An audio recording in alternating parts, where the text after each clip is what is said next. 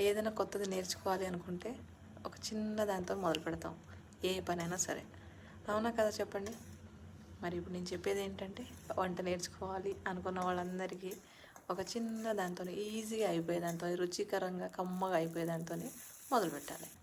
ఏదో మ్యాగీ చేసుకొని గుడ్లు ఉడకబెట్టుకొని తినేయడం కాదు.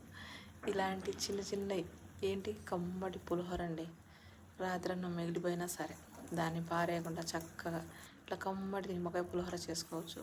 ఎంత సింపుల్ చేసుకోవడం, చాలా అంటే చాలా సింపుల్. చూసారు కదా, అన్నం మంచిగా వేడిదున్నా చల్లదున్నా దాన్ని చిదిమేసి పక్కన పెట్టేసుకొని, కాస్త తాలింపు వేసేసుకొని, అందులో అన్నం వేసేసుకొని, నిమ్మకాయ పిండేసుకొని, కొత్తిమీర దండిగా వేసుకుంటే కమ్మటి పులిహోర, రుచికరమైన పులిహోర సిద్ధంగా ఉంటుంది. ఇంటిల్లిపాది తినేయచ్చు. అప్పటికప్పుడు కర్రీస్ లేకుంటే కూడా మనకు రుచికరమైన ఆహారం ఇంట్లోనే చాలా సేఫ్గా తినేయచ్చు అనమాట. ఏమంటారు?